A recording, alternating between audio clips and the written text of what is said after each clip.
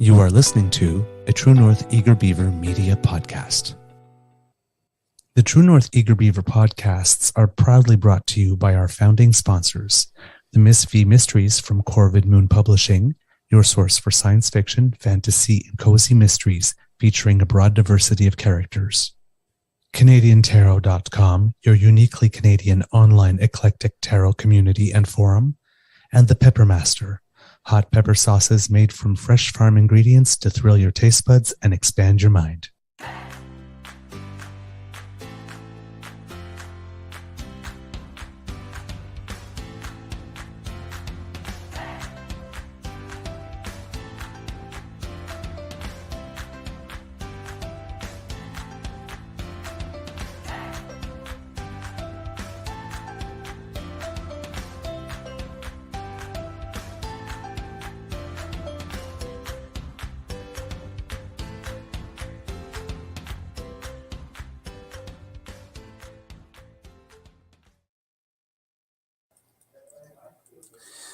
Well, good afternoon and hello, kits. Welcome to. I don't have a script. I don't. I'm totally discombobulated. It's okay. Sorry. It's been a weird couple of days with the Christmas break, the crazy storm, the travel that you guys had to endure to get to where you are, which, as I understand, was rather hectic. Brother-in-law couldn't make it to Ottawa for Christmas Eve. He didn't get here till yesterday around, I guess, 1 o'clock. So the storm has really thrown everybody off their game, I think, in the last couple of days. Yeah. Welcome to episode 33 of the True North Eager Beaver. Definitely not the morning show today. My name is the Eager Beaver. I'm your host. Pronouns he, him, hey, Mr. Beaver A, and I'm very glad that you have joined us today. Sorry for the weird camera angle on the computer I'm using. The camera is actually way below my face, so you're actually seeing right up my nostrils. So we're sharing a lot. Yay! It makes you look taller. It does. Today, recording day is Monday, December 26th, Boxing Day, or Wrestling Day, as Mr. Grizzly called it earlier this morning. And it is a gorgeous weather here out in Toronto, where I'm at today. We went for a little walk this afternoon. It's just gorgeous weather. Mr. Grizzly, well, first of all, we always start our show by saying hello to our fine friend, Mr. Grizzly, and ask you how your mental health is doing today. Thanks. Hello. How's it going? Mental health is good. Physically very, very tired, though. Christmas really does knock the wind out of your sails, eh? I mean, I love it. Don't get me wrong, but like, wow, am I tired? And went to see, so I did 30 minutes this morning, rolled out of here at a little after 9 to go meet the family. We went to see Avatar, The Way of Water. Yeah, how is that?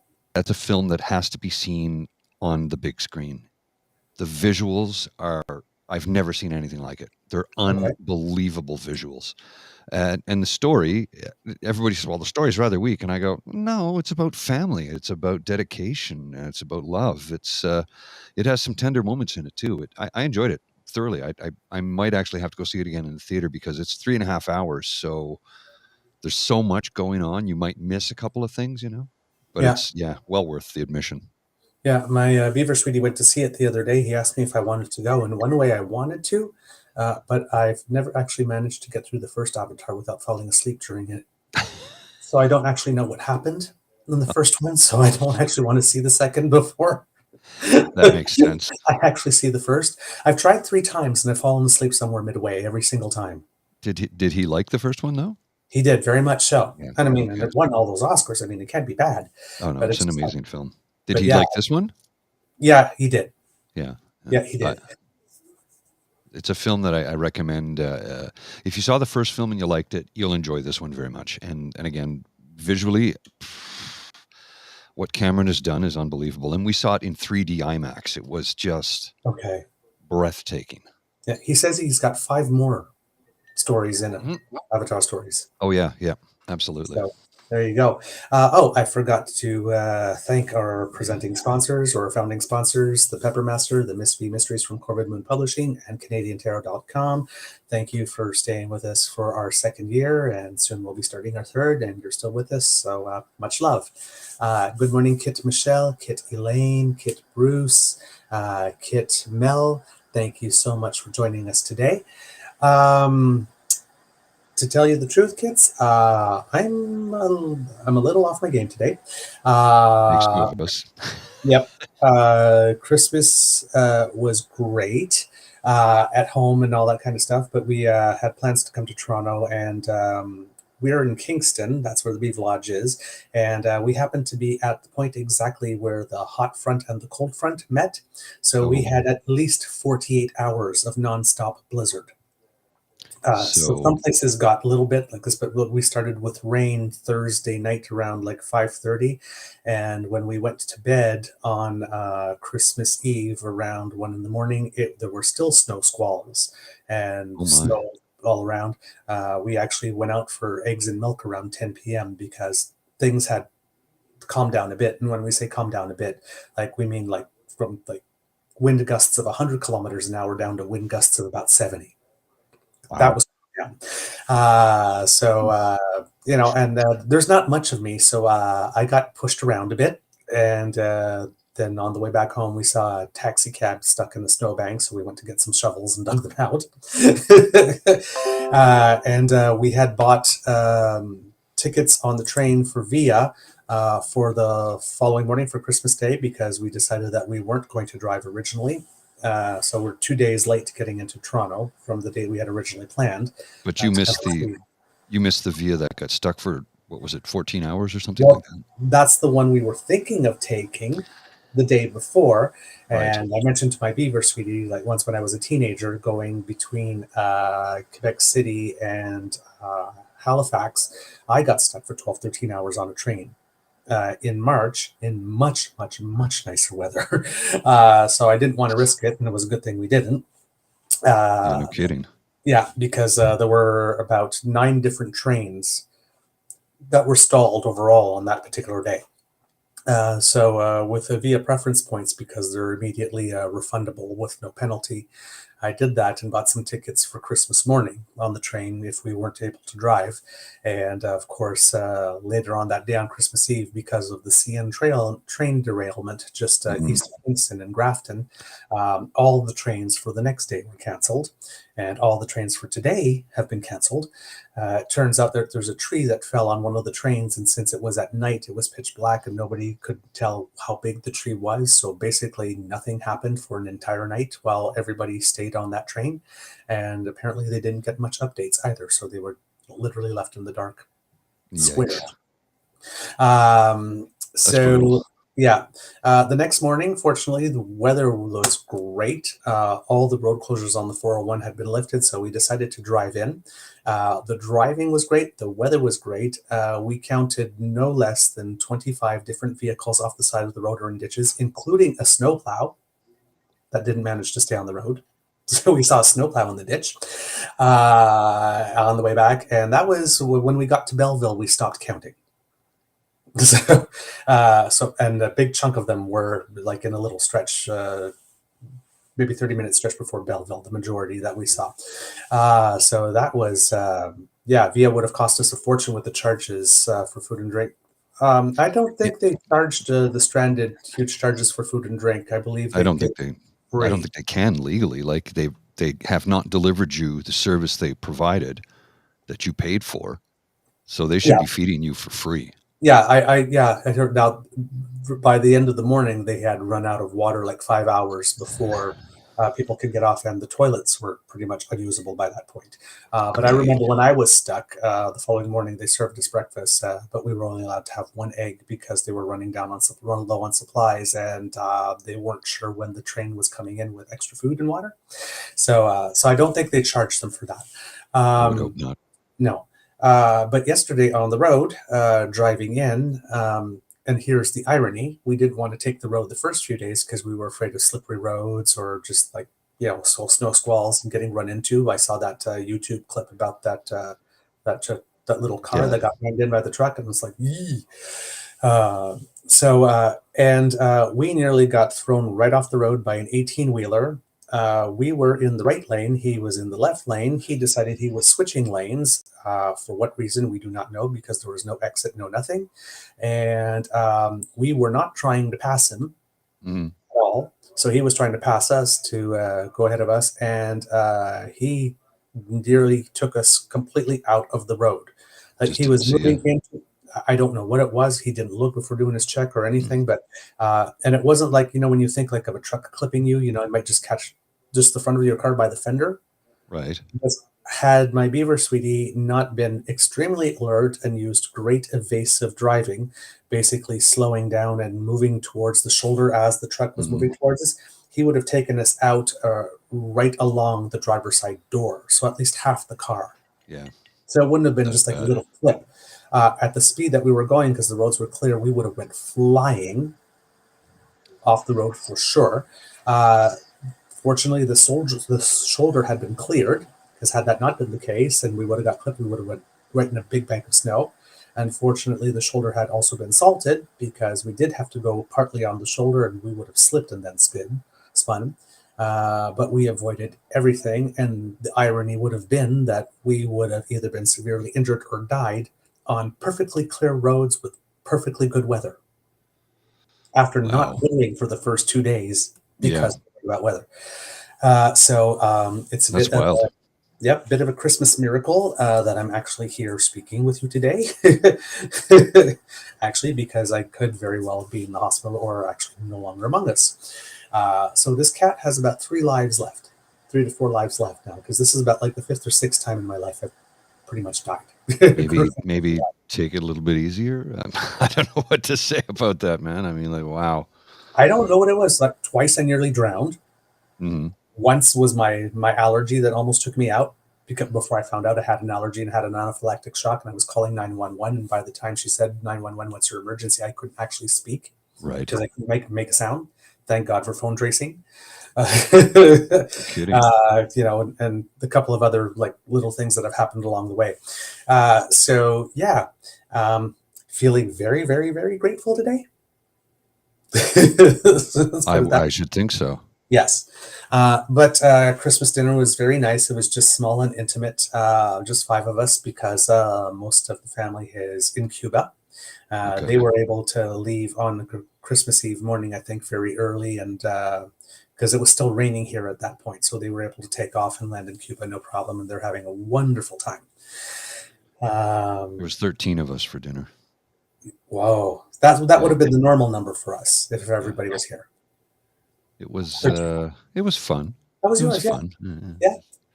A little, exhausting. I mean, I did the turkey and the stuffing, so that was a bit of work, but well worth it.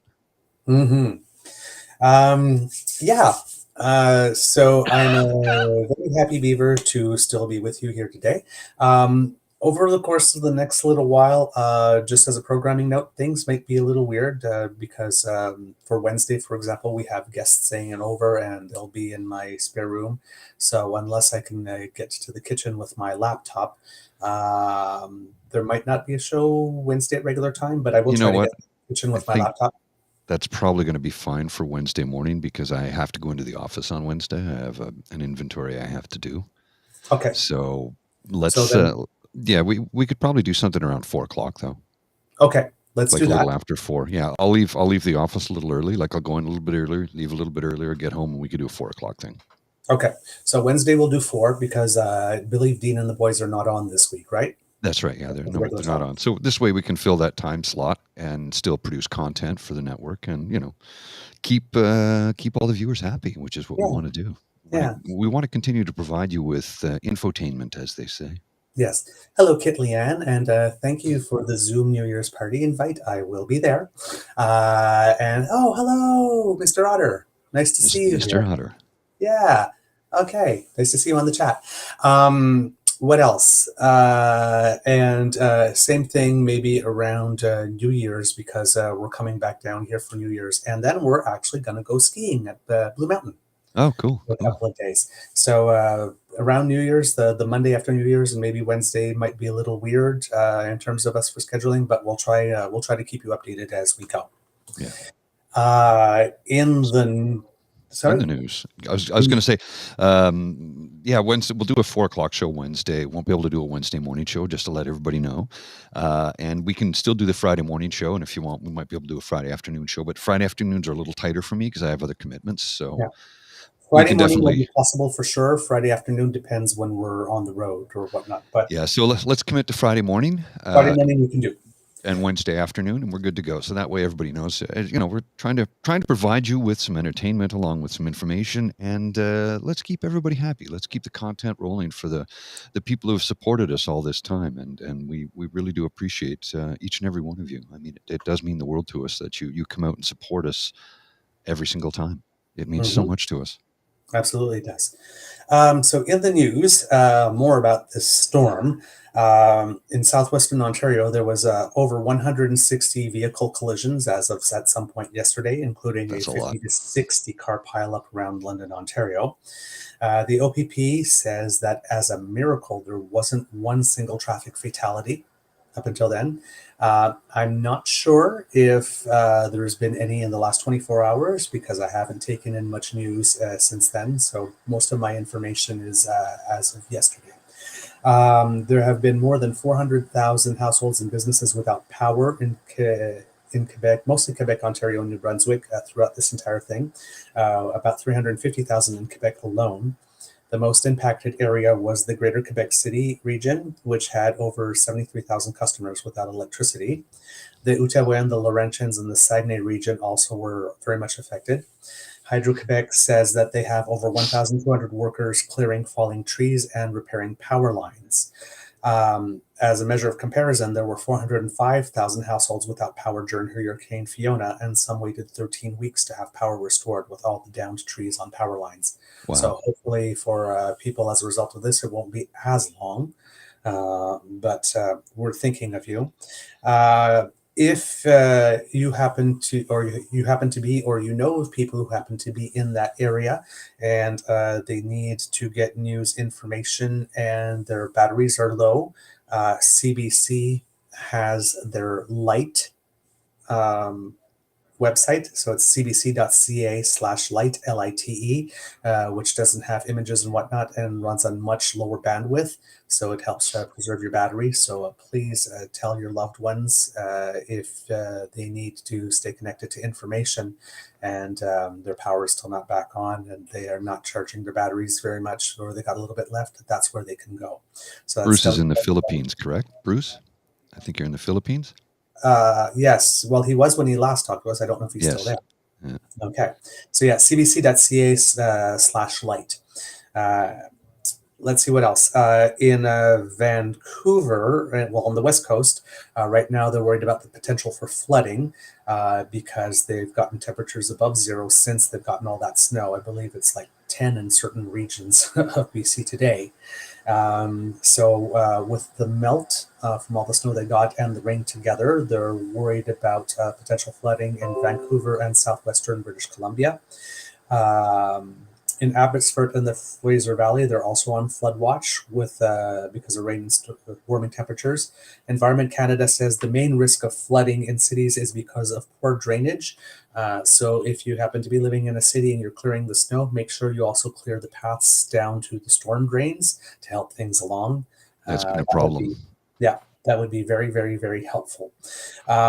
Several municipalities declared states of emergency. In Ontario, the towns of cities of Fort Erie and the Chatham-Kent region were particularly affected. Fort Erie had 15,000 without power at one point, which is a lot considering the size of the place. And Chatham-Kent had hundreds stranded after car crashes. As we mentioned, at least one via train was stranded for 22 hours before people could get home. All All have arrived at their final destination safe and sound. 9 trains were immobilized. 7 were outright canceled due to power outages, trees on tracks, and one falling on a train, as we mentioned. All trains between Toronto and Ottawa and Toronto and Montreal for Christmas Day were cancelled due to the CN train derailment in Grafton, west of Kingston. This morning, all trains between, I believe it is... When was the derailment again? I believe on Christmas Eve itself. Yeah, okay, that makes sense, yeah. Yes, the CN one, because VIA still doesn't have a fully dedicated lines for passenger rail, so they split them. They're working on that at the moment. That's their business plan, to have dedicated rails for trains so that they can have higher frequency and a bit faster trains. There's no VIA service between Toronto and Montreal at all today. And at the moment, there's still over 100,000 homes and businesses without power throughout Ontario, Quebec, and New Brunswick. So they're doing very well at getting people back connected, because we were close to 400,000 and now it's just a little over 100,000. But these are probably the most difficult cases, which may last a while. The Vancouver International Airport is almost back to a full schedule as of Christmas Eve. 93% of scheduled flights are departing, but the Vancouver International Airport was offering hotel rooms and providing cots in the sleeping area in the airport itself for passengers stranded by travel delays earlier in the week. In the United States, at least 37 are dead as a result of the storm, including about 17 in the upper New York, Buffalo area. There are 4 dead after a crash on the Ohio Turnpike. The power is out for over 1.6 million homes and businesses due to wind gusts. There have been delayed and canceled flights in the thousands. Same thing, dozens of routes canceled on Amtrak. There's a federal disaster declaration for parts of the state of New York, if not the entire state. Buffalo has been the hardest hit. They've had 109 centimeters of snow already, with another 60 expected. That's just ridiculous. That's crazy. Yeah, the airport is shut down there. Hundreds of National Guard soldiers have been deployed, and an additional 200,000 are being deployed today to help them dig out from all of that. So it's bad. It's very bad. Yeah. Really bad. We barely got hit with it, though, here in Ottawa. We got some snow. We got a little bit of freezing rain and ice pellets. But, I mean, all in all, it really wasn't that bad. Now, that being said, it was like wise to stay off the roads, right? Don't go on the roads. But, yeah, we didn't much. Oh, yeah. No, in Kingston, it was... Yeah, I don't know if anybody saw the pictures on the True North Eager Beaver Twitter or on our blog page, but we could see out of windows on 3 sides of the house. Yeah, I saw the photos you posted, you guys. With snow, and we can't get out our back door. We can't get out our back door. The snow is piled up halfway up the door. However, because of the way that the wind was swirling, we have a very long laneway. We had a little bit of snow in front of the garage door. The entire laneway was clear up until about 6 or 7 feet before. And then there was a pile way high. Like, it took me an hour with the snowblower just to get that out the next day. So the way we had like a half moon right at the front of our driveway, we have really, really high snow, nothing nowhere else, and then a little bit in front of the garage. And in our backyard, where all the snow that came up onto the deck and that blocked our door, there's a hole right by the fence that's like perfect for a snow fort. So like everything is like at least 4 or 5 feet of snow, and then there's like one depression at one specific point in the yard that has nothing there. That's weird. Eh? It's really weird. Just the way the wind was blowing. So yesterday was a significant day, being that it's Christmas Day. Yes. And of course, Nazi Caillou had this to say. Merry Christmas to everyone except Justin Trudeau, and a comeback from somebody who responded to him. And now he did this at 6:30 in the morning on Christmas Day. So obviously Justin Trudeau lives rent-free in his head. But the first comeback was, I thought, incredibly appropriate. It's Justin Trudeau's birthday, you prick. It's Christmas, and it's also the man's birthday, and this is what Nazi Caillou has to say. What a vile piece of human garbage that person is. Well, that's how very Christian of him, right? Well, not only that, but it's like That's what you spent your Christmas Day doing? How miserable are you of a human being? Like how empty is your life? That's Good exactly Lord. my thought. Like, tell me you're a deeply unhappy person with nothing going on without telling me that you're a deeply unhappy person with nothing going Clearly. on. Self-loathing. I mean, my goodness. Is that you can take a day or two off, from being hateful. Yeah, You don't you're have to allowed. swing at every pitch. Well, I showed you this one. This was yesterday too. Christmas Day, Canada proud. Liberals used to believe in freedom, but Trudeau spits on our fundamental rights and values. And then the photo of Sir Wilfrid Laurier with one of his quotations: freedom. Freedom is in every sense of the term: freedom of speech, freedom of action, freedom in religious life and civil life, and last but not least, freedom in commercial life. Like, do they have nothing better to do with their lives on Christmas morning? Like, good Ugh. God, man. How pathetic does a human being have to be to do that? And filled with rage and hate and the vitriol that spews forth from these people. And again, it was Justin Trudeau's birthday yesterday. Yeah, I mean, and You know. these are the type of people that have either like patriot, free thinker, or Christian. Yes, yeah. Or And God written on a sometimes a profile, right? combination of all of them. Yeah, exactly. Right. I'm God fearing. And this was the other one. This was the one that I saw this morning, Mr. Grizzly. If you put it up, I think I did the share screen properly. This is not my normal computer, but yeah, there you go. Kevin Sorebutt. I hope the atheists got tons of gifts to evolve out of nothing under their tree nut today. And it's like, What? 3:58 p.m. on Christmas Day. That's what you're doing. 4 p.m. Did you see the one that Trump put up? It was brutal.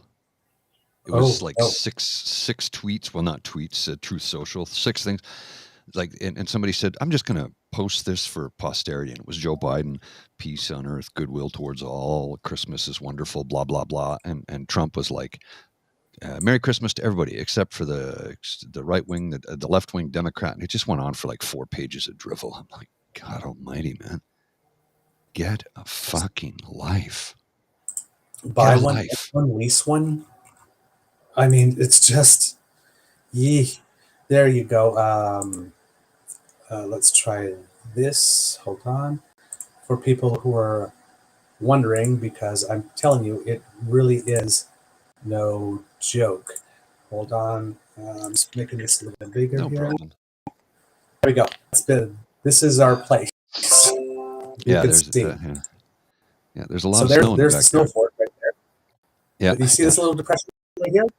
Yeah. All natural. You didn't do that. It just blew that way. Oh, out the back door. Yeah. That was earlier in the day. We got another 30 centimeters after we took that. Right. So can't get out the back door like this. And then that's a lot of snow. It was just, that's a lot of snow. That's a lot of snow. Then our windows. So can't see out the windows. Oh, hang on. I'll put that up. 3 sides of the house. Yeah. Just the way it was blowing every which way. Eh? Yeah, that's crazy. Yeah. Wow. Yeah. So walking in the winter wonderland. Okay, I'm going to show this because Ryan posted this on his Twitter a few minutes ago. I'm like, okay, I watched it, and he's like, I've watched this 10 times and I can't stop laughing. I started laughing the split second I started watching it. It's just, well, you'll see. It's okay. It is what it is.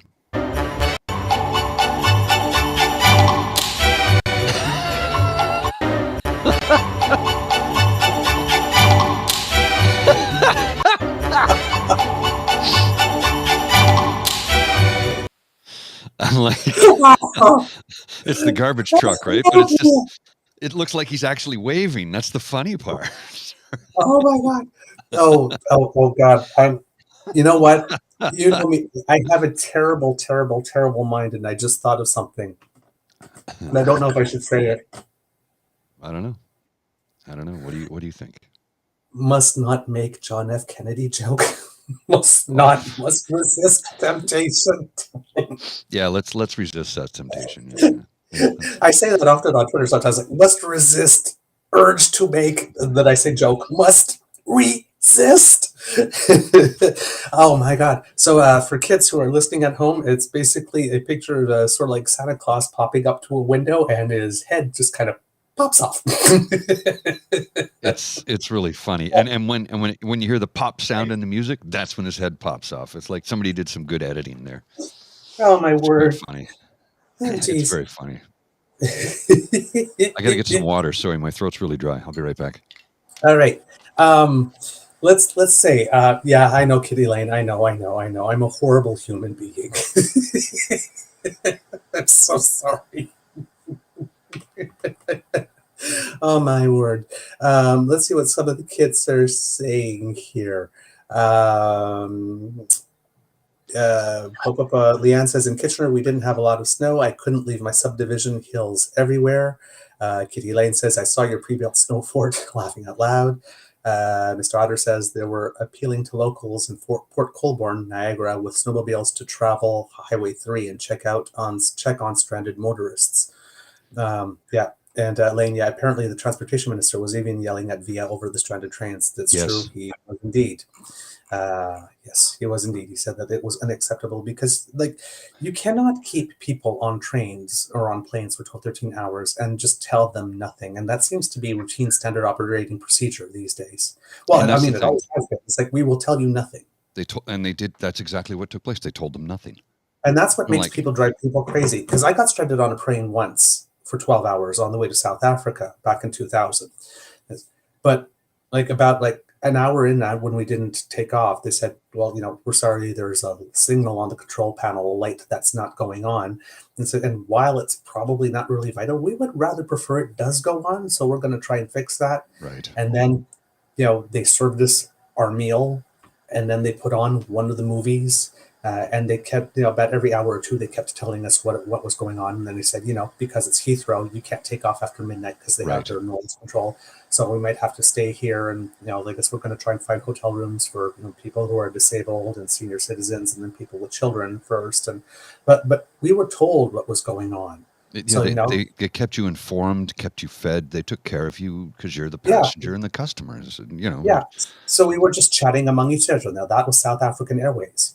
Okay. I've flown with them before, and they're spectacular. They're amazing. But so nobody got upset and nobody got uptight. Exactly.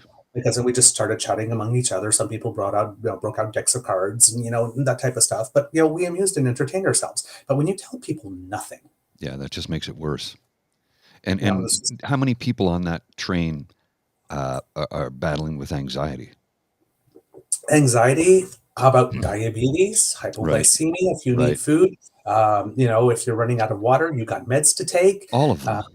What about, the people that showed up, to pick them up at the train station and whatnot? I guess waiting. They get no information either. Yeah, brutal. Absolutely brutal. And I saw him go off on Via about that, and I'm like, good, I'm glad he did that. Well, yeah. He was not going off on them because the train was delayed. Look, the weather, we have no say in that. It was literally the storm of a generation. Yeah.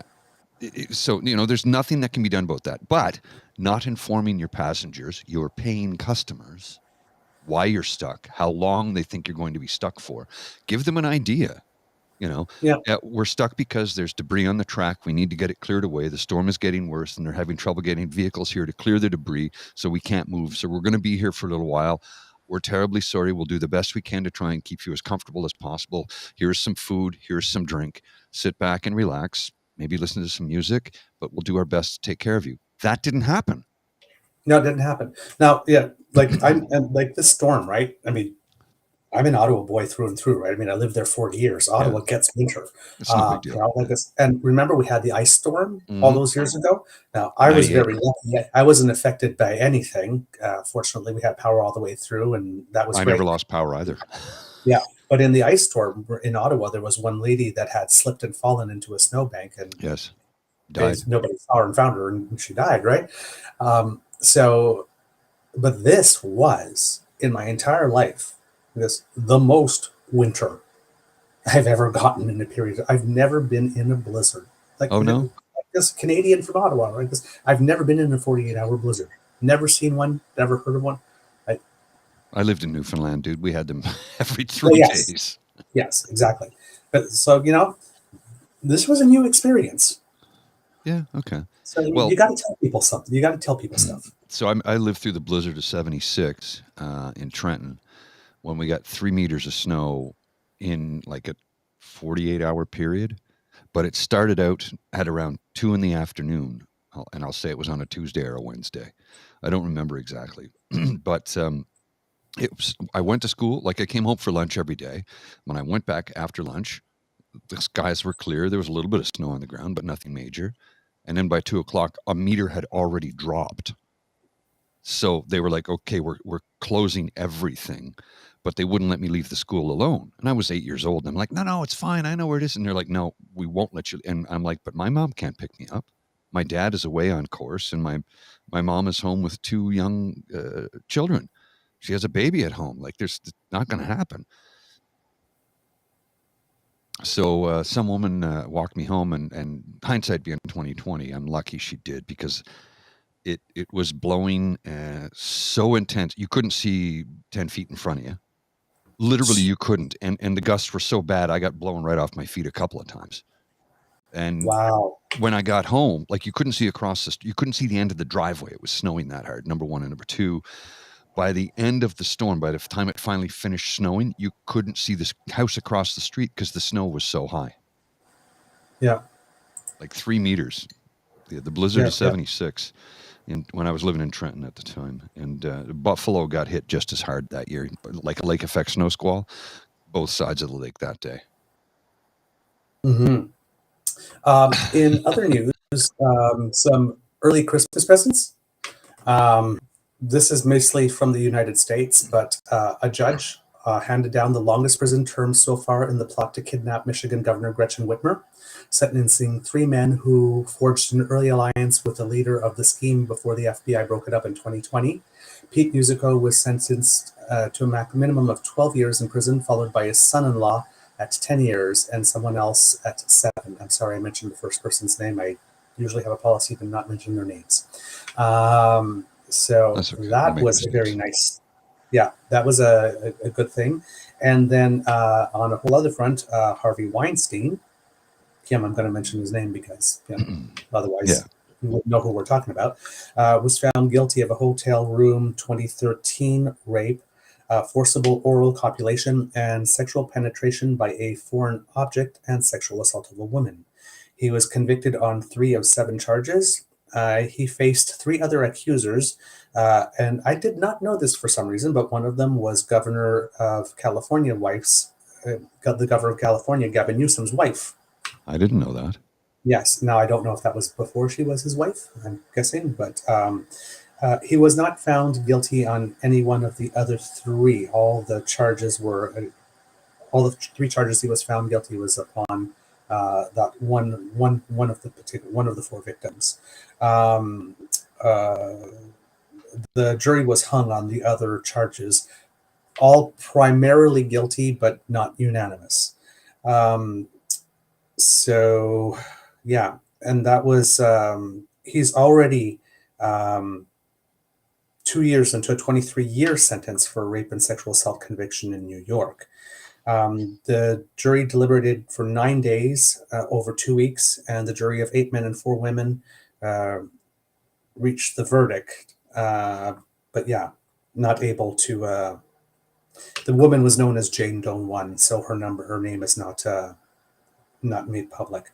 The jury reported it was unable to reach verdicts in the allegations of the other ones, as we mentioned, and he was also acquitted of sexual battery allegation made by another woman.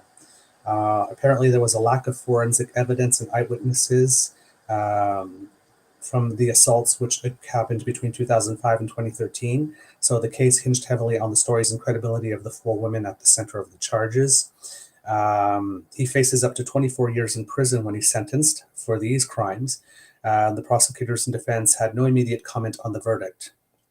And for the verdict of 23 years that he got in New York, of which he served 2 years, he's appealing that verdict, of course, because, they always do, especially when they got money. So, but consequence culture, here you go. And just some early Christmas presents for the world. Sometimes, as we've mentioned often on the show, that saying, the wheels of justice grind very slowly but infinitely fine as well. So hopefully there'll be more consequence culture and maybe delayed other presents coming down the pike for the orange shit stain in some of his friends, because as we mentioned on a previous show, he had a very, very, very, very bad week last week. Oh, yeah. So have Yes. you seen where the media has got all up in arms because the prime minister took a Yes. 1 week holiday to Jamaica with his family Yes. to celebrate Yes. Christmas and his birthday? Yes. Apparently, he was supposed to be here to help, I guess, personally shovel the airplanes out from airports or Oh, yeah, something. yeah. That's to be expected, yeah, because Doug did that last year or something. So here's a tweet from Jenny Lee Shee. I love this. Is that big enough, or do you need me to blow it up? That's big enough. Yeah, so Doug Ford. I hid during 2 federal elections. Media, whatever. Doug Ford. I skip Queen's Park 50% of the time. Media, whatever. Doug Ford. I'm hiding out while hospitals are in crisis. Media, meh, whatever. Doug Ford. And I'm on holiday until February. Meh, whatever. Trudeau. I'm off to Jamaica for a week. Oh my God, I can't believe it. This is unbelievable. Wow. Right? uh, and the prime minister, I guess, learned from his trip to the Aga Khan, because he actually cleared this one with the ethics commissioner Yes. beforehand, which makes me wonder why he would have had to, because from what I can Just tell, wants to it's not avoid like any he's got any headaches. friends in there. He doesn't have any friends in Jamaica that I know of. Yeah. But, I guess you want to, how would you put it? Cover all your bases, and I guess particularly considering the Mary Ing thing at this time that we reported on a couple of episodes ago. He just really wanted to make sure that there was absolutely nothing additional ethical going on, given there's already something on the plate there. Um, it's a shame that it gets down to this. Agreed. We mentioned a lot, right? What damned if you do, damned if you don't. But I mean, like, everybody deserves a vacation, including the prime minister. And he doesn't control the weather, so I mean, there's only so much he can do, right? I mean, it's like, even if he was here for the entire time, what was he going to do? Well, this is the thing. It's like, and what was it? I'm trying to find the tweet from our friend Mike Gibbs the other day, who was saying, "Look, prime ministers deserve a break. There's never a good time to take a holiday if you're the prime minister. Never. Doesn't matter who you are. It doesn't matter when it is. There's never a good time.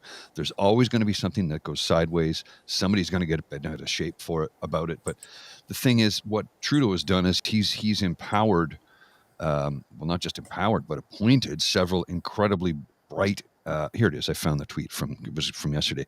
Incredibly bright and intelligent women who can run things while he's gone. But what Mike has to say, he says, the prime minister, no matter who it is, I've defended every PM, even Stephen Harper on this. The prime minister is entitled to a short vacation, a week, 2 weeks here or there. There is never a good time for a PM to do it. Something will pop up. Unless we want psychotic PMs, we must support it. Completely agree with that. And I did not like Stephen Harper, but no, let the man take his vacation. You need a break. Everybody needs a break. And you got to remember how stressful that particular occupation is. It's not exactly a stress-free job, right? Well, that's the whole thing, right? And you do not want somebody in that position who's exhausted, tired. Exactly. You Right? I need to be mean, on your best. you Well, want. he says here, Trudeau is a good manager in the mold of Jean Chrétien, and it's pretty clear he follows Chrétien's strong cabinet model more than his father's. He elevates strong people and pushes them out front. He wants them to perform well. He's not insecure. I agree with that statement. I mean, if he leaves and Deputy PM Christopher Freeland's, he's like, you got it. Call me if you need me. I'm going to sleep very well at night because she's incredibly smart. But forget about just being capable. I think she'd be a damn good prime minister someday. Yes. And I oh, by the way, completely the agree. gentleman who wrote this is a dyed-in-the-wool dipper. He is a member of the New Democratic Party, and he has problems with Jugmeat and how Jugmeat is always pulling this supporting conservatives while shooting the liberals. He's like, you guys are like, you're supporting the guy who is a polar opposite of you, and you're shooting the guy in the foot and yourself in turn, who is really close to you. You're not that far apart. Right. You know, one guy's a little bit more centrist and you're a little bit more left. So stop doing that. He gets mad at Jugmeat for that. And so do I. Why does Jugmeat constantly do that? Is he listening to comms people telling him this? Because he has terrible comms people, if that's the case. Why are Brilliant. you going after the guy who basically would support most of the stuff you want to do? And supporting the guy who would throw you under the bus the second he looks at you and realizes that you're going to put up a problem, he'll throw you right under that bus. Yeah. Yeah.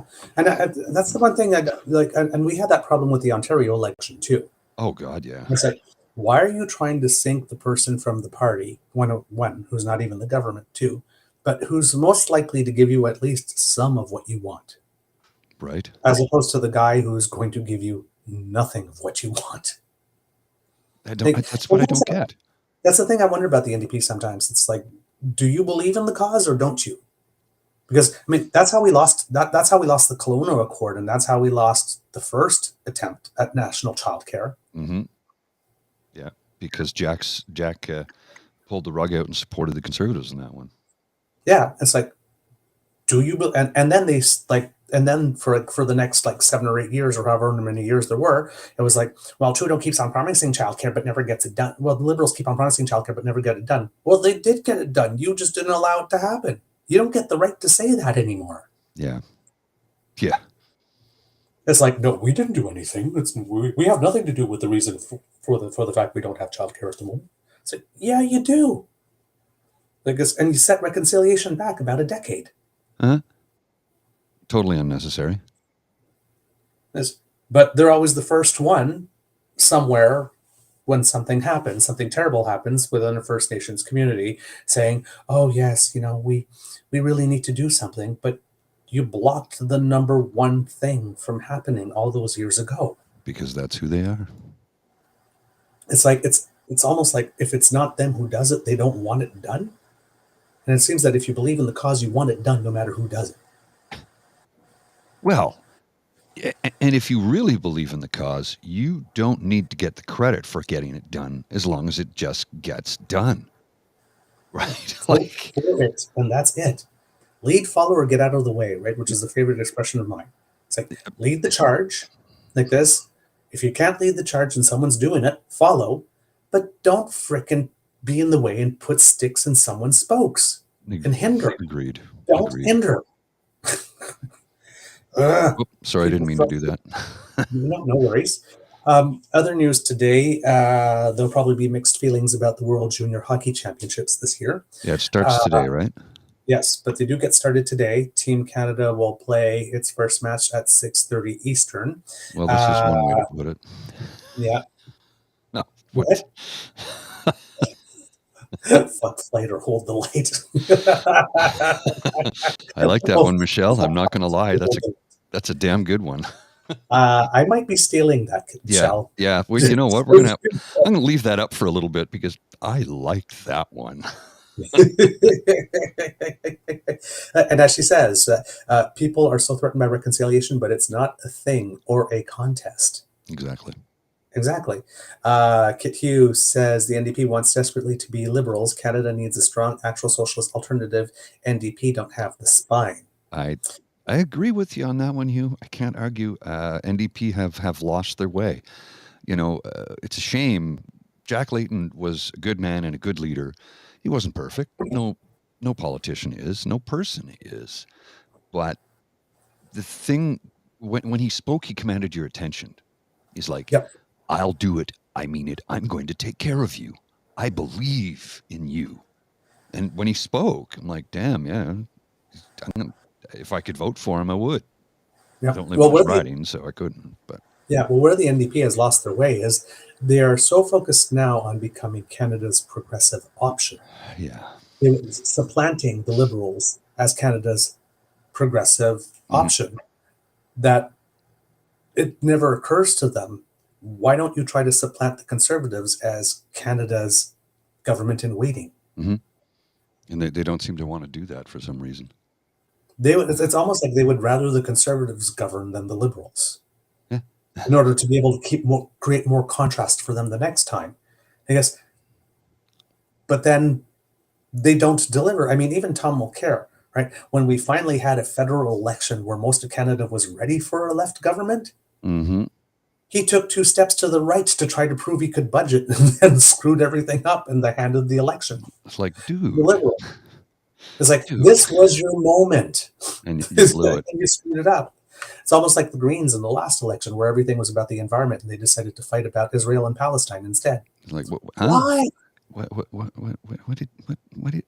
are you doing that? Why? Why are you doing that? I don't understand. It's like, focus. It's like I'm very much like when I'm doing strategies, never let anything distract you from the primary objective. Agreed. Nothing. Right? And the primary objective is winning government. And if you can't win government, at least win opposition so you can prove yourself as government in waiting. They choose to do neither. The NDP chooses to do neither of those things. It's like, so long as they're punching down on Liberals, it seems they're happy. Anyway, I do not get it. I do not understand. And then since then, Mulcair is like, why it is that CTV keeps on having him on and writing articles. He is so wrong about so many things, so much of the time. How do they keep on paying him? I don't know. I mean, he's literally on the left as wrong as Rex Murphy is on the right. Oh yeah. And that's hard to do. That takes effort, man. That takes effort. You have to make a vocation out of being wrong. Oh yeah. So anyway, World Junior Hockey starts tonight, 6:30. Pre-tournament play. Canada went 3-0, defeating Switzerland, Slovakia, and Finland, which Finland is probably the strongest other team in the field at the moment, or at least has been for the last few years. And Team Canada are the defending champions. So Team Canada's, because Finland won it a couple of years ago. I just can't remember yes, when. yeah, and Team Canada are the defending champions. So. Apparently, they had to sign a whole bunch of documents and things saying that they were going to have good behavior and whatnot, and the governments of New Brunswick and Nova Scotia put a good behavior or morality clause or something like that, which apparently has never been done before and is typically not done for junior hockey. But given that a lot of these got some government funding and support, the government really wants to make sure that nothing will happen this time. So had them sign, we are going to be on our best behavior and we are not going to put our hands on people without their express permission or invitation. You know it's bad when. Yeah. You know it's bad when you got to make people sign a piece of paper saying that they're not going to do things they are not supposed to do anyway. I'm just saying. Sassy Seawitch says the Eager Beaver Party of Canada. Yeah. I like the sound of that. I can't run for politics. Too many people have seen me naked.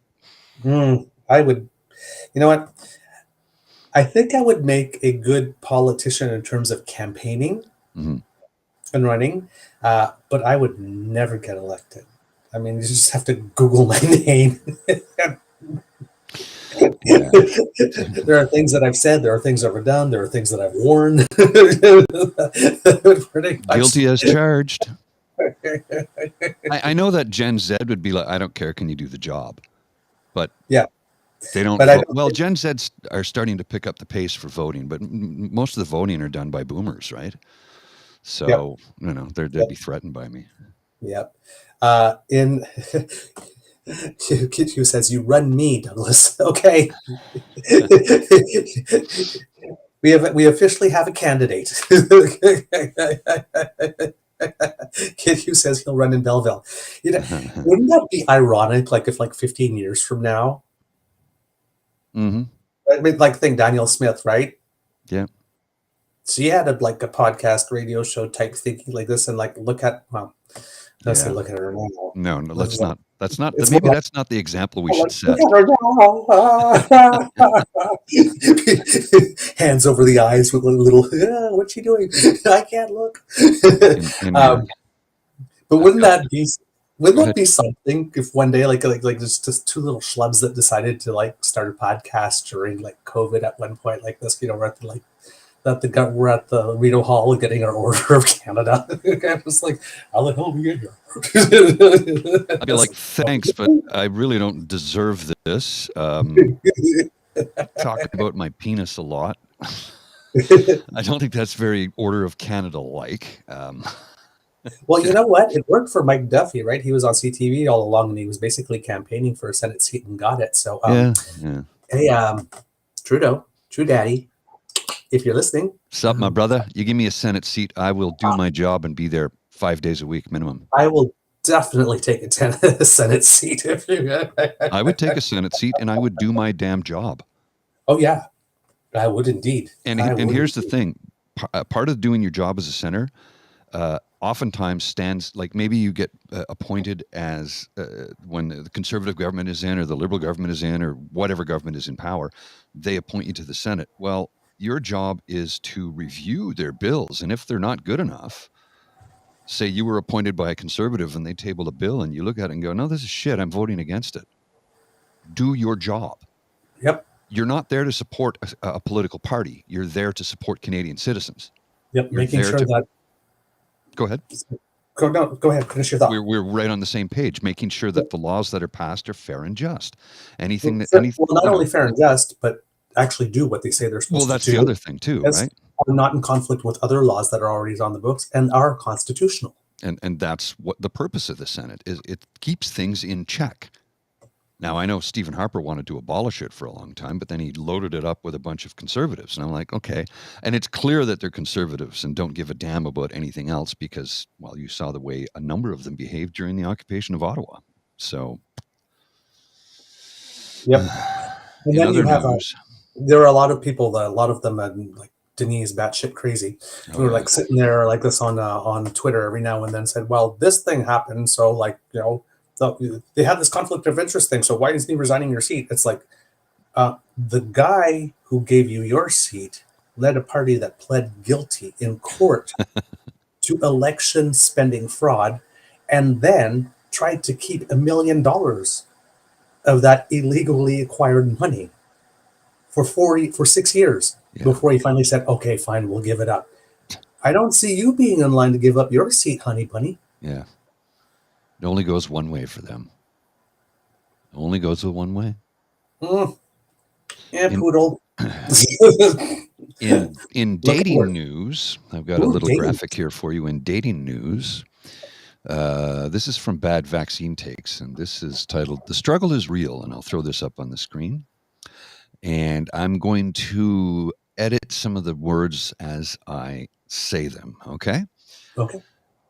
So this post is from some person who posted, I guess, in a Telegram channel by the looks of it. It says, also, fuck dating in today's time. Bumble removed the vaccinated badge from people's profiles. So 99.999% of all women that I match will have all gotten the jabs. I will not date, kiss, or lie down or touch any woman who has been vaccinated. Dating was hard for me beforehand, but now it's impossible to find someone I'm attracted to and not vaxxed. Whereas all the unattractive women are not vaxxed, ironically. And then the post gets really weird with this next statement. I'm like, what? This will make having healthy children very hard. I envy anyone here who already has children because you have birthed to them in a time where they were healthy. Huh? The only thing that I keep on saying is the number. He seems to be referring to very hard often. Again, that's where my mind goes when I read things, right? But it's like, really? It's like, I won't date anybody who's vaccinated and all the unvaccinated people happen to be ugly wenches? dude, you're not helping yourself. You need to work on your social skills. Clearly. I can't It's get like- a date it's like- because women don't like me because I'm not a Chad. You're a V-cell, a voluntarily celibate asshole. So the reason why dating for you was hard before the COVID vaccination came in is because you have no interpersonal skills. Clearly. that's like really. It's like, and talk about setting yourself up for failure, right? It's like, I don't want to date or mate or have children with anybody that's vaccinated, but everybody I want to date is vaccinated because all of them are pretty. Yeah, I think Then help yourself and change your criteria, darling. you nailed There's it a here. choice. You nailed this one on the head, MGTOW. I know, but I mean, the only reason you're a man going your own way, again, is because you're not going your own ways. You've made a choice to walk alone because you've made yourself completely undesirable to be around. Nobody wants to walk beside or behind you. I mean, good God, man! Like, Lord, man, help yourself. Help yourself. I think this is an appropriate time for this, this, and this.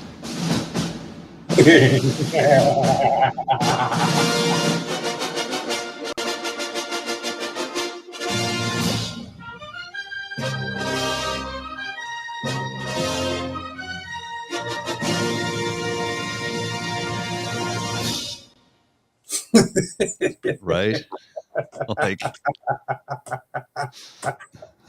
I'd be in front of that parade. Boom, boom, boom, boom. Holy crap, man! this would be interesting. I like this proposal, Ree. Can we make a Fleetwood Mac remix to MGTOW? Which song in Fleetwood Mac, though? Which Fleetwood Mac track? Go Your Own Way? Go your own way, yes. Man, go your own way. You're You can go your own way. Child dork. You can go your own way. Oh, Go man. your own way. Ooh, you can get up there. Yeah, Nice. I know. Weird, Yeah, right? no, we will not do that to that song. No, that song's too good. Okay, I just saw a random comment from Saucy, my English teacher. Like, they're talking about a whole bunch of stuff. My English teacher liked cocaine. No, it was because That's not the Ralph Wiggum's thing. All of us. it was because of the ending portion of that dating thing. That teacher Hughes, like an English teacher, is crying. My English teacher liked cocaine. Did they smell the cocaine to see how it smelled to make sure it was good? Is that how that's how it works, right? Oh yeah, April Fresh. It's like I put a bounce sheet up my nose. No, we won't disrespect the Mac. We won't wreck the Mac. We love Fleetwood We Mac. will not. Love Stevie Nicks. Oh God, who doesn't? All right. I mean, You're not human if you don't. Agreed. Come on. And you know what? What's really weird, like, because you know generations, right? Mm-hmm. First time I heard of Stevie Nicks wasn't through Fleetwood Mac because I hadn't been would have been exposed when to the she was music. slow, right? It's when she sang "Stand Back," which was a song that Prince had written for her. That's right. Yeah. I love that song. Well, I mean, It's she a sings her great heart out. song. And Well, only so- she could sing it, right? Because the phrasing on that song is so weird. Yeah, only she could pull that one off. Well, it's so I remember when that record came out, Rumors, 1977, sitting in my cousin's pickup truck, and he had just bought it on 8-track because everybody was talking about it. And we drove down from Chatham to Moncton. I forget what we were going to Moncton for. Listened to it the whole way there and the whole way back. Just kept over and over and over again because what a record, right? Well, 8-track, but you know what I mean. Just an amazing record and one of the biggest selling records in history. And so last night over Christmas dinner, before we sat down to eat, just talking about music and stuff. My oldest nephew, who'll be 16 in like a week or so, talking. He says, I'm starting to collect CDs. I'm like, oh, really? And I'm like, I guess, yeah, his generation kind of missed CDs. Yeah. Because he turned 16 in a week. And I said, you want to get into vinyl?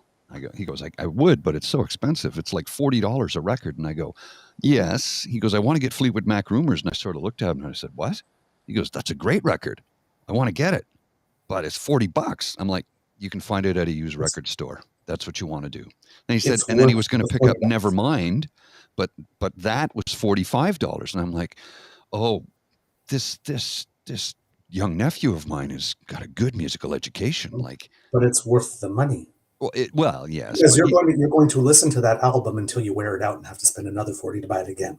well, and the thing is, compact discs suffer from something called laser rot, and what happens is the layers of I'll say shellac, but that's not the right word, between the plastic and the metal disc, which is very thin mylar. It wears out over time, and it starts to the sound quality just diminishes after a certain Mhm. number of years. They call it laser rot because it's basically, well, the laser doesn't rot anything, but the digital information just slowly disappears. So it turns out that the absolute best format to record music and keep it forever is still vinyl. Still vinyl. It's been around longer than anything else and lasts longer than anything else. And I Yes. love how in certain movies, like in the Star Trek series, which takes place 400 years in the future, in one of the Star Trek movies, they show this apartment and they slowly pan, and there's a turntable and there's vinyl playing. Yep. Like, everybody has full digital systems, sure, but it just doesn't replace putting that record on the platter, you know? Yeah. Nothing is And quite the same. as a kid that grew up in the era of the Walkman with tapes, the number of times I've had to like take the tape out of the Walkman and then with the Yeah, pencil, with the pencil. put it back together. I don't miss those days, man. Neither do I. In other early Christmas presents news, in Canada, the ban on single-use plastics has come into effect. Companies can no longer manufacture or import 5 different items: grocery bags, cutlery, stir sticks, straws, which has made Danielle Smith rather insane. But turns out she owns a restaurant, so she's got a little bit of a conflict of interest there. And most takeout containers. They will be phased out over the next year as part of a federal initiative to achieve zero plastic waste by 2030. If you still have some in stock, of course, you can deplete them, but after that, you can't get any more. This will help remove 1.3 million tons of difficult to recycle plastics over the course of 10 years out of the system, and 22,000 tons of other plastics that pollute the environment. Cameron Worsig, who works for Environmental Defense, is quoted as saying, "This is a pretty significant suite of products that is now going to be banned. So we're certainly on the leading edge of countries around the world when it comes to taking on single-use plastics, and that's a really good thing."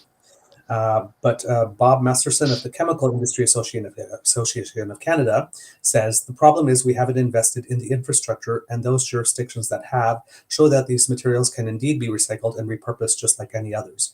So he's basically saying, well, why aren't we recycling them? Because we can recycle them, but we haven't built the infrastructure, so we can't recycle them. And while we wait to build the infrastructure to recycle them, more is going to accumulate. So this is the best option. The province of Alberta and other industry groups, of course, are deciding to take the federal government to court over the ban, claiming Ottawa has overstepped its jurisdiction. And just as the case with the carbon tax, it has not. They will lose. They will lose. So Albertans, once again, your government of Alberta is using your tax dollars on a legal wild goose chase that they are planning to use for basically PR purposes for the 25% of the population whom they are trying to serve. And you're financing that. Just so you know. Great. Basically, Wonderful. misappropriation of public funds. That type of stuff should come from party funds. If you are going to Agreed. take a case to court that you know you are going to lose for the simple purposes of getting PR among your base in order to raise money, you should be doing that with party funds. And party funds donations that you do not subject to Revenue Canada afterwards to get the election donation tax credit. Mm-hmm. Because that's basically just financing your legal goose chase off the back of taxpayers in another way. Oh, yeah. Yeah. Like, there ought to be a law. You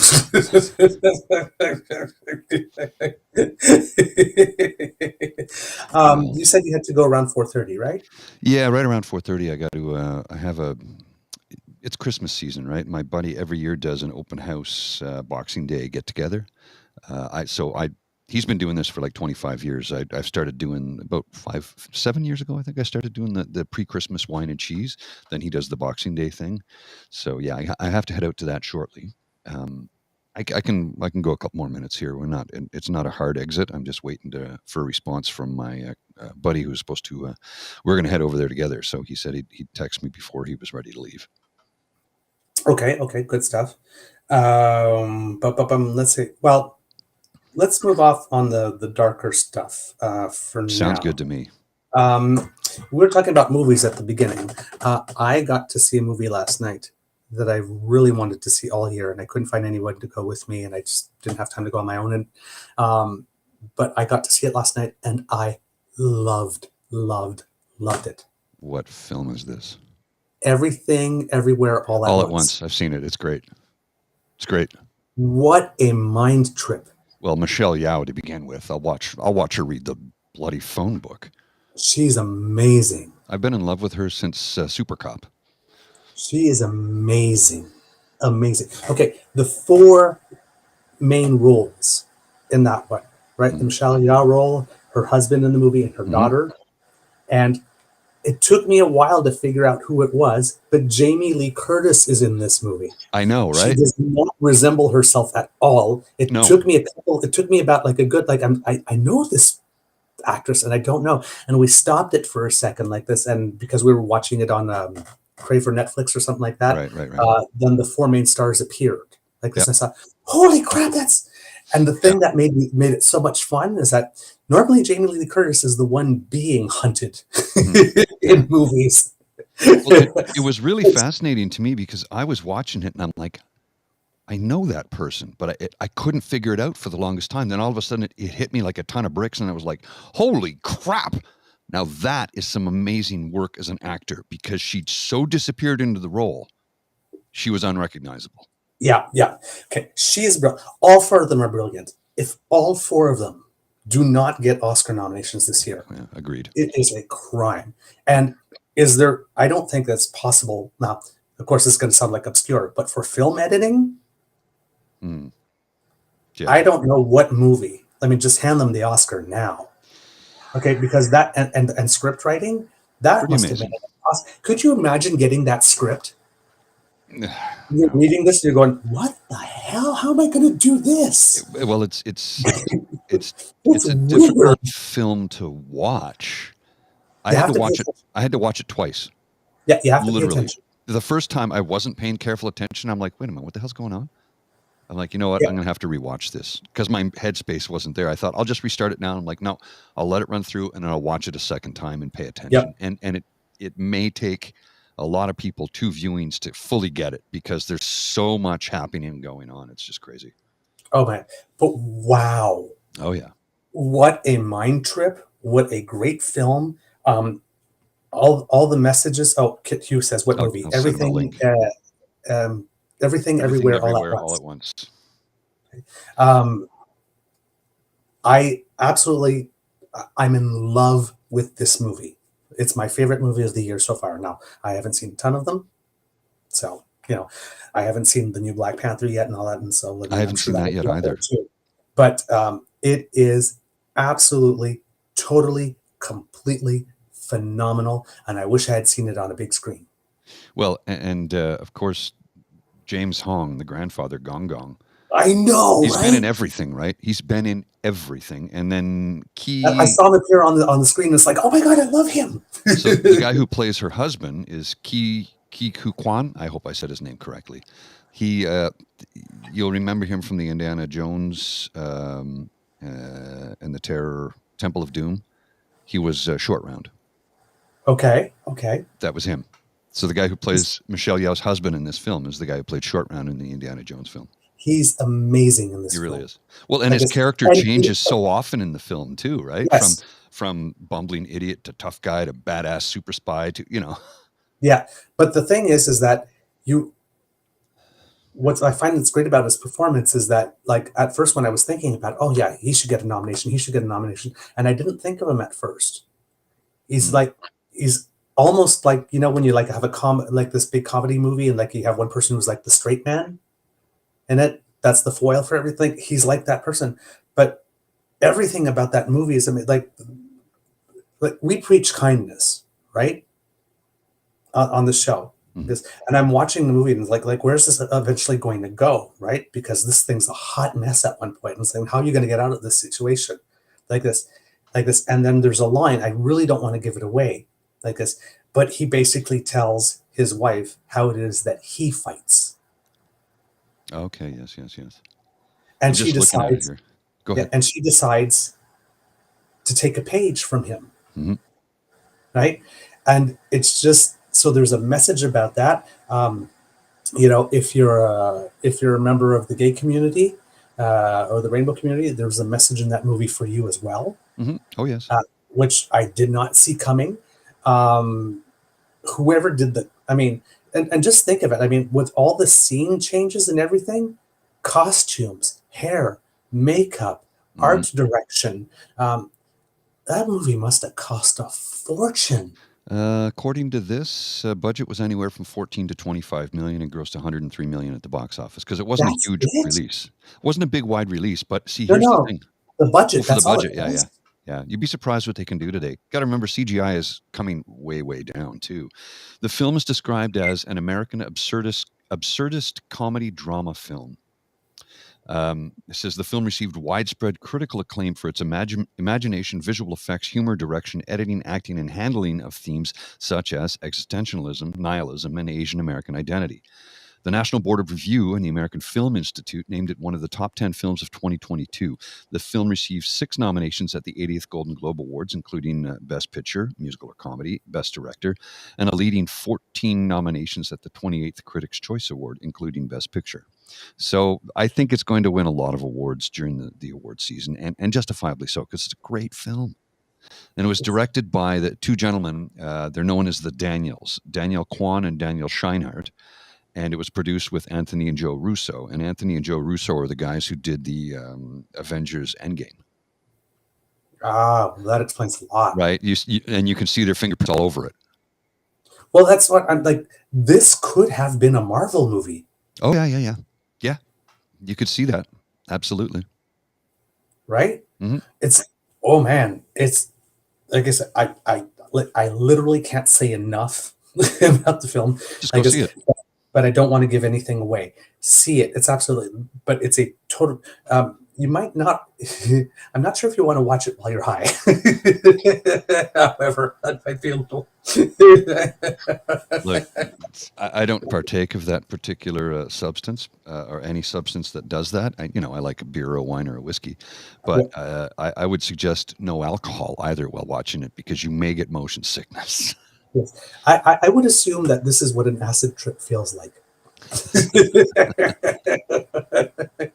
in Or movie form. But I can't say enough about it. It absolutely is amazing. yeah, Um, I wanted to as well because I showed you all those images of my house and DaCosta, who you know, yes. right? He Oh, does from Friday. Yeah, did you save that photo? I saw it and I laughed. I definitely saved that photo. So hold on, I'm going to try and share a screen there with you. DaCosta on Twitter did something absolutely amazing and said that. Oh, where is It it? just Why is it not showing disappeared. up? It was there a second ago. I don't know what happened to it. Okay, hold on, hold on. There you are. You want me to throw There that up? was it back. Yeah, I can see that.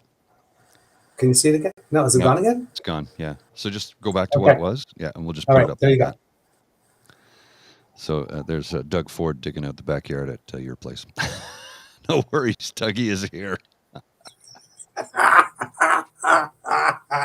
I thought that was pretty funny. That's one of these. That's one of these. He literally cranked that out, I think, like 3 minutes after I posted. Oh yeah. I don't know how that guy works so fast. Well, it's one of those things when you do it all the time. It just because, and he said like, you saw the graphic he put together for James's blackballed video, right? Yes, He's like it's that took like great. he said that took like 3 minutes. Nothing. It's nothing to him. Or 3 minutes or 30 seconds. It might have been 3 minutes. Either way, when it's something that you do, it's easy. Yeah, And yeah, obviously, it's not just that though. It's also having the skill set to know how to do it and make it look good, right? It's yeah. that's the difficult part. Well, the thing is, he looks good, right? Because he actually Yeah. looks like he's got his He's feet in the snow where I am, and that's like I'm. At first, I just saw it and I thought it was really funny, but the more I looked at the picture, it's like, oh my god, it looks like he's really there. Like Because Oh, yeah. this is actually him cut out with his little red. For people who are not seeing at home, it's actually the image of Doug Ford From last when he winter. had when he had his little red shovel. And he actually like placed him in my backyard in the snowbank, feet in the snow, Digging away. digging out to help me. It was absolutely wonderful. Yes, and as Linda says, there was another one of Dougie and his little red shovel digging out in front of that big car pileup on the highway. Yeah, I saw that one too. The internet never disappoints when it comes to that, right? They always manage to Oh, come through. it was really great. So yeah, DaCosta, I don't know if you're listening today or if you're going to be listening at another time, but yeah, please, thank you. And if ever you get inspired again for such things, we'll take all the little memes that it is that you can design. We'll be very happy to have them. Oh yeah, absolutely. And when I saw the one with Doug Ford at the pileup, I have the image here in this. It made me think of this, and I'll put it up here for you. There you go. Oh, sorry. I was just looking at another graphic over here. Okay. What are Doug Ford and his little red shovel and Pee Wee Vermin with his Skippy the Dishes Timmy's delivery when Canada really needs them, eh? And then you got the images over here. This is the pilot. Doug Ford will bring them some cookies. And that's what made me think of like Skippy. It's like, where is he with his Timmies now? No kidding. That someone was talking about the pileup. And then, of course, I had to throw that one in, of course, because, every opportunity is a good one to remind people about that little troll. Sorry, it's Christmas. It's Christmas. It's Christmas. We're going to try and be kind. We're going to try and be kind. But, I got a graphic for you here. I did say troll. I could have used another word. So I suppose so. I've got a graphic for you here. I don't know if you've seen this or not, so I'm going to put this up. And this is, it's self-explanatory. Your awareness and opinion of Skippy's social media presence. 18% of 18 to 34-year-olds seen it, don't like it. 19% of that same age bracket don't pay attention. 24%, same age bracket once again, heard about it on the news. 39% said they seen it and like it. Now, this is Main Street Research, which also leans conservative. Exactly. So when they go to the 35 to 49-year-old, 30% like it. The 50 to 64-year-olds, 21% like it. And the 65 and up, 22% like it. And when they break it out to gender, 34% males like it, 22% females like it, and 27% that didn't disclose their gender liked it. So those are really low numbers. Like his best case scenario is like 39% of the 18 to 34 seen it and liked it, but that's just his social media presence. And I don't have December 6th to 8th is when that was that poll was taken. Yeah, and the thing is also if you're in the older age groups, they're the people who like it the least, and that's the conservative base. Mm-hmm. Yeah. So it seems that he's deciding that he's actively trying to sacrifice the older base in order to attract some younger Canadians. He thinks that that's where his future is. But as we mentioned in the Angus Reid poll, younger Canadians seem to be moving away from him. The more they seem to know about him, the less they seem to like him. Well, and 39% is not going to get you anything. Unless you get 100% of the 39% that turn out to vote. But, I mean, Doug Ford got a majority with 18% of the 43% that voted. Yeah. So, I mean, look, anything is possible, but come on.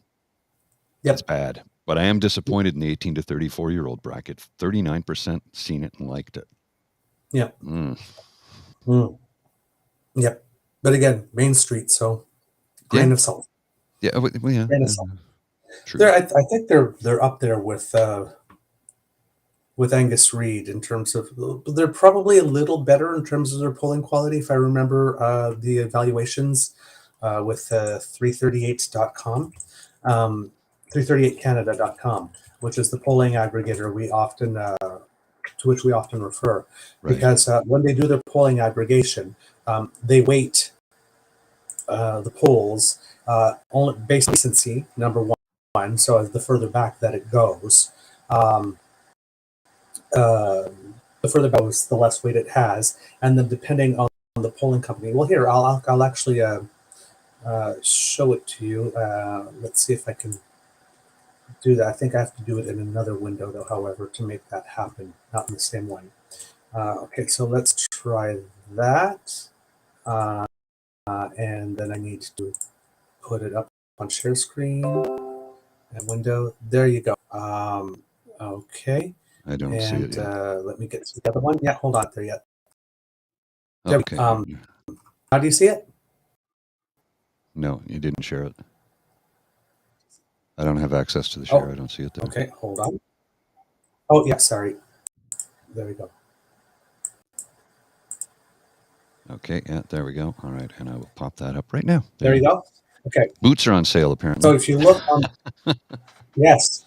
So if you look on their polls tab on the previous page, it tells you when is the most recent poll, like this, what it was, all that kind of stuff. And so the more recent polls get a higher weight, I guess, and then their weight is decreased based on their rating. So if you look at Leger polling, for example, in Nanos Research, they have an A+, Abacus and Main Street get an A-, Ecos B+, Innovative Research B-, Ipsos gets an A+ as well.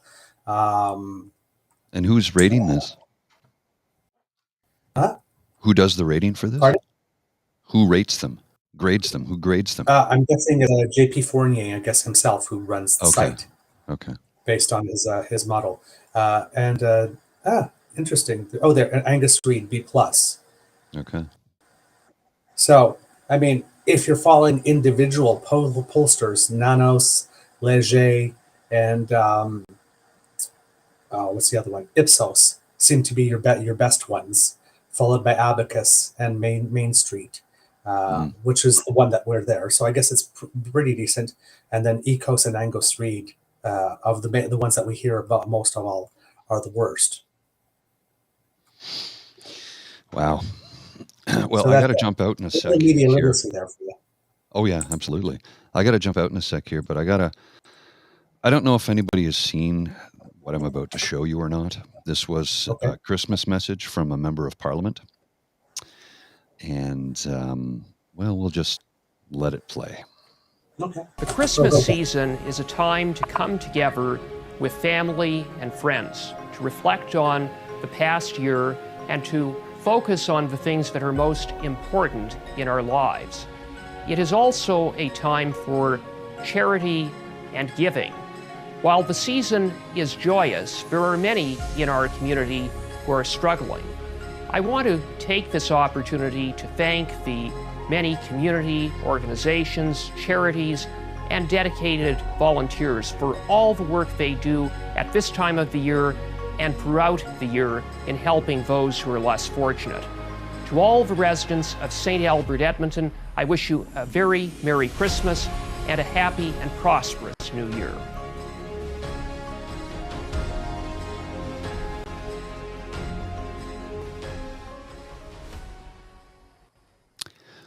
Well, okay.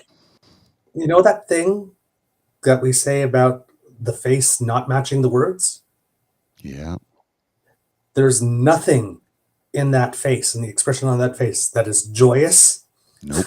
Charity, helping, and at the end he does that thing, the Buddy Cole from Kids in the Hall, when you smile but without the eyes.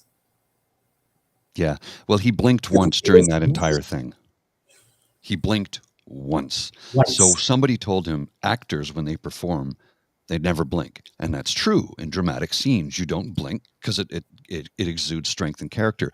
But that looks like he did that in one single take and probably struggled at it because it was clearly reading off a teleprompter and poorly done at that. F. Kid Bruce, what did he do before politics? Funerals, home lecture. My comms team is making me say this. I'm surprised he wasn't doing the little sign. I can't remember what the sign is, but it's... Well, I mean, if you look at the tweet, it's like there's no way you can convince me this isn't a cyborg. And then, of course, oh my God, this is the next one underneath it. Hang on, look at this. Look at this. This is the next one underneath it. From Total Recall, remember Johnny Cab? Oh my word. Look, and I'm not trying to pick on the guy for his appearance, but that was just, there was nothing human about that. Maybe he's really nervous on camera. That's fine. If that's the case, he should just write a letter instead. Because he's had no media training whatsoever. Like none. He has clearly had no public speaking training in any way, shape, or form. But it's almost like, Merry Christmas, enjoy the season, or else I'm going to come to your house and gut you like a fish and put you in my freezer. It puts the lotion on its skin, or it gets the hose again. It had that vibe. Right? It did. I just did It an really did. Right? It did Like have a creepy. And it's not because we are predisposed to not liking this guy. No, it's not We that. are predisposed to not liking this guy. Cards on the table. We don't like But objectively, this is bad. It's like when Kelly Leach did that video. Ooh. Like this and all the camera angles. Like, it was just like, okay, I'm predisposed to not liking you, but girl, this is objectively bad. Even if I liked you, this would be bad. Hire people who do this. Hire somebody who teaches media literacy, or at least can teach somebody how to do that thing he just put. It was 57 seconds. Of sheer terror. I mean, do not show that to the kids. Hire somebody who teaches people how to speak in public, how to address people with emotion, genuinely mean what you're saying when you say it. Let people know that you damn well care about them, and I want you to have the merriest of possible Christmases, because it is a time to be amongst your loved ones. And if you don't celebrate Christmas, enjoy the holidays, because you've earned that break. I'll see you soon. I mean, I pulled that out of my head. I didn't have a script. I just pulled that right out of my head. And it wasn't even that good, but it took no effort. Right. But how about like when I start the shows, right? Mm-hmm. Well, hello, kids. There's actually sunshine in my voice because I am genuinely actually happy to be here. And I want you to know that I'm happy to be here and that I'm overjoyed to be talking to you. I guess when I say that, my goal by saying that and saying it in that way is that when you you hear our familiar music, depending on on the format that we have an opening music for every format. We haven't been able to do a flagship one in the longest time because basically we're producing content so damn quickly. I don't have time to write a flagship on top of that. But so you haven't heard Elevate for a while, but we have our interviews, we have our theme music for that one, for our flagship shows, for our morning shows, for our podcast. You hear the music that's familiar and say good morning and hello, kids. And I want that. Mm-hmm. Like as soon as you hear those words, yes, I'm in a good space and among friends. Right? That's what I'm trying to convey when I do that. I'm doing this on purpose. You're exuding warmth and comfort and joy and happiness, and I got nothing from that. I got a Stepford wife out of that. If you don't know what the Stepford Wives were, it was remade a bunch of years back with Nicole Kidman. But the original from the 70s was brilliant. Just give it a watch, find it out, read about it. I think it was written by a book. Try that again, Paul. I think it was originally a book. This was a scene I would have seen in the movies. I would have expected in the movie Scanners. Yes. The original was better. But I was waiting for his head to explode, right? I was waiting for it, seriously. I can't believe they're making me say this. I can't control. Oh my God, boom. Here we go. Must try to feign joy. And to care. And again, we're not picking on him because we really dislike him and think he's a terrible human being. I mean, that's a given. We freely admit that. But it was just very poorly done. Now, the background, I'll give him points on the background. The background was nice. The lighting was good. The background was nice. The little ending, the ending graphic was done in 12 seconds on Canva, but that's fine. It's suitable. That was all. It's just his delivery of the speech in 57 seconds had no emotion whatsoever. Yeah, none. There was absolutely nothing Christmassy about that. No.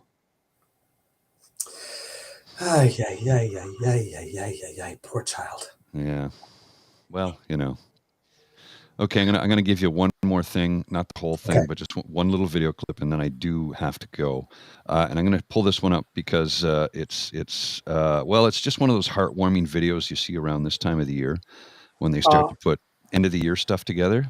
And Yeah. I'm just gonna play it without comment and just give it a watch. It's about 2 minutes and 14 seconds. I think, yeah, I can play the whole thing. Just give this a watch. Yeah.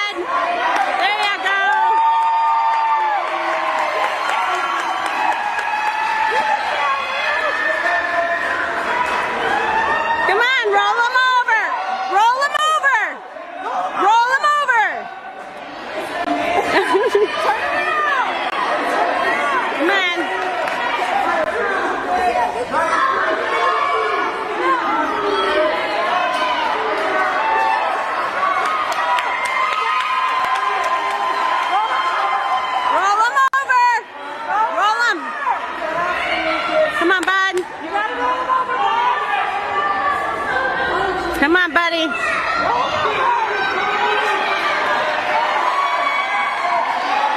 you go.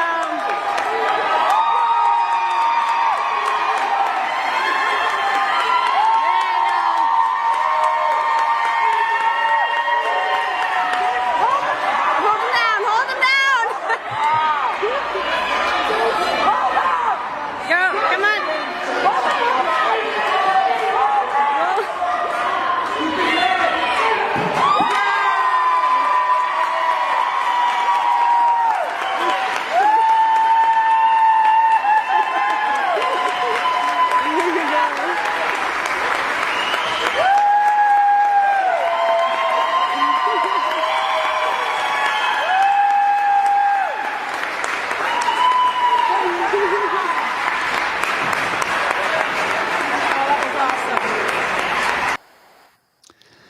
That's one of those heartwarming moments that you see at the end of the year. That makes me heart happy. Well, you know, the comment on it is, raise your kids to be like the one in blue. He handled it like an absolute champ. The boy in the red smile is everything. Yep. He didn't hand it to him, right? No. He didn't just roll over and play dead. No. Made him work for it. Made him work for it. But did did his best to make it look good. And he did it because obviously this is a kid he cares about. I'm sure, you know, but anyway. I'm blubbering. Yep, that makes me happy. Yep. I said, and if you share screen like this, you know, there every now and then there are people that do things and you say like, be this guy. Oh my God, I love that. Yeah. Good man. Love you. Yeah, wiping those tears away. I did the share screen. Every now and then I tweet things that say, be this guy. Mm-hmm. This guy here. Hi, I'm Ahmed. I'm a Muslim mental health doctor. For the last 12 years, I've swapped shifts so colleagues can celebrate the festive period with their loved ones. This year, I'm working Christmas Eve, Christmas Day, and Boxing Day in emergency psychiatry. Merry Christmas. And I sure hope that somebody does the same for him at Ramadan. Yeah. Right? Right? Like, be that guy. Be that guy. Right? And let's end today's show on a couple of positive notes. I like that. Yeah. Okay, there was a funny thing, but I won't do that. I'll save that for another episode. Save that for Wednesday? Save that for Wednesday. But for some kids who are, if you, let me see that. Is it still up there? There we go.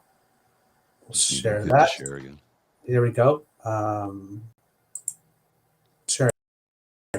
I had come up with some dinner for Christmas Eve because we weren't planning to be there. So I often put some stuff. So I don't know if you can see it there, Mr. Grizzly. Yeah. Christmas Eve yummies, oven-baked chicken thighs 2 ways, caramelized onion, red pepper and mushroom, steamed haricot vert, carrots and parsnips, shot of brandy, and a glass of bec au noir. So that's just make your mouth water a little bit. There we go. Damn. Those were the chicken thighs, vegetables, and for dessert, Whiskey. there you go, my friends. No, not whiskey. Maple cream. It's like Bailey's, Okay, but with yeah, maple in it. yeah. I've had it. It's quite nice, It actually. is so good. Yeah. So No there you calories, go, kids. no sugar, no fat, none of that, right? Totally guilt and calorie free, and and of course, kids, if you want some, I can send you some. I'm not sure what sale it'll be when it gets to you, but I'll send you some by email. All right, let's Mr. roll Weasley, on we have a out. show. All right, Sure. we have a show. Kits, that's the end of our special afternoon True North Eager Beaver show. To make up for the morning show, I was not able to attend. We hope that you loved listening to us because we love making this for you sincerely from the depths of our hearts. If you want to subscribe and get all our podcasts coming to you, you can do that via our pod page. That's podpage.com/ the True North Eager Beaver, I believe so, with a hyphen between each one of those words. If you want to communicate with us, you can do that via our Facebook page, True North Eager Beaver, on Twitter at True Eager, or by Gmail at truenortheagerbeaver@gmail.com. If you happen to be listening to us on Apple Podcasts and want to give us a review or some ratings, please do so. We appreciate anything that you give us, and we've gotten an additional rating the other day, another 5-star rating, so we're up to 11. So whoever did that, thank you very, very, very much. I appreciate that. Our Twitter feed is True North Eager Beaver Media. Please subscribe to that. We are very much trying to get to 1,000 there, which will help us to monetize. We are about 1/8 of the way there, last I checked. We had hit at least 125, so thank you very much. We appreciate that immensely. If you would like to leave us a tip to encourage us to do more of what it is that we do, we definitely always appreciate that, and it really does come in handy because Mr. Grizzly does spend a lot on gear. So you can do that via our coffee page at ko-fi.com/eagerbeaver. That's coffee, ko-fi.com/eagerbeaver. And if you are a savvy person with your money and you want to make a good investment for the future, well, we have merch for you. We have something for literally everybody, from sizes small to 3XL. We have 6 t-shirts with designs for you. We have Halloween design, a Christmas design, a Pride design.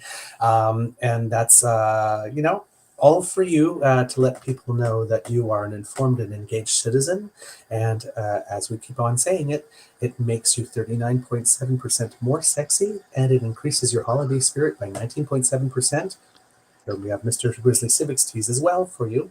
And that's not a lie. We tested that in the lab, so we've got, independently verified. So, you want to let people know that you're informed and engaged and you want to be fashionable at the same time. Well, that's the way to do it. You sport one of our tees and people go, wow, hey, sexy. Just saying. You got it going on. You've got it going on. Kid Elaine says, I'm rocking my Civics t-shirt right now. I'm guessing Awesome. That was a Christmas gift, Thank Elaine? you. Yes, thank you. We really appreciate that. Let's see what else. I think I hit all the notes I think so. on the closing thing. So before we go, Mr. Wesley, words of wisdom, please, kind sir. Don't drink and drive. And if you do drink, don't drive. I'm Yes, sorry, I'm exhausted. I'm brain dead right Operation now. Red Nose is there for you, eh? Yes. Yeah. Oh, yes, absolutely. Make use of it for wherever if you have it in your community, have fun. But yeah, Stay get safe. home in one piece. Yes, stay home, stay safe, and get home in one piece because we want you to keep coming back to us. Yes, it's purely selfish on our part. We love you and we love to have you here. So yeah. And remember to wear a condom. Yes, Yes, absolutely. Especially while you're drinking. Yes. You never know. You never know when you might be ready to go. You got to be prepared at all times. All They about the didn't teach safety. me that specifically in Boy Scouts, though. I don't remember that Be part. prepared. The be prepared, I remember. Just the wear a condom at all times. They didn't teach me that one. Wearing one right now, right this moment. Got to be safe. Got to be safe. Grease up, Harry. All right, kids. Jesus Christ. I am so completely inappropriate. This is horrible. Yes, you are. That was Friday's show that did it to you, wasn't it? It was. They made me say the C word. Yeah. You dropped the C-bomb right at the very, very end with like 30 seconds left before they shut it down. I had done it before, but nobody noticed it. I know. I was just trying to tell people, like, me saying she's Yeah, I'm not doing that. is the one thing I can't say. Is the one thing I can't say like this. But as an adjective, as a like that's fine. Or if it has nothing to do with people. Fair enough. All righty. Oh man! All right, kids. Mwah. Love you, love you, love you, love you. Thank you so much for making our podcast. Is an Eager Beaver Mr. Grizzly collaboration. Research, story, and guest curation, and copy written by the Eager Beaver. Recording, production, editing, and additional research by Mr. Grizzly. Music courtesy of Ben Sound Royalty Free Music. Once again, thank you to our founding sponsors, the Peppermaster, the Miss Fee Mysteries from Corvid Moon Publishing and CanadianTarot.com. And thank you to Pete Jarvis for our artwork. We love it. Kids, we'll talk to you real soon. Bye. Take care. Oh, and by the way, kids, I had a chance to have some FaceTime with Kit Pete, who does our artwork, and him and his Mama F. Wish Merry Christmas to all of you as well. Well, thanks. Merry Christmas from down under. It was 36 down there yesterday. Oh, it's summer there, so. Yeah. We had Blizzard of the Century, and they had 36. You ever heard of an Australian kiss? You know what an Australian kiss is? No. It's exactly like a French kiss, only it's down under. Oh. And with that, kids, have a nice night.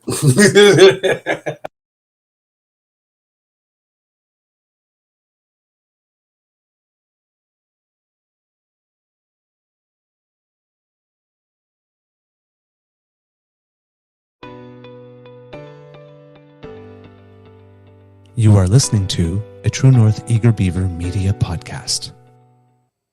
The True North Eager Beaver podcasts are proudly brought to you by our founding sponsors, the Miss V Mysteries from Corvid Moon Publishing, your source for science fiction, fantasy, and cozy mysteries featuring a broad diversity of characters.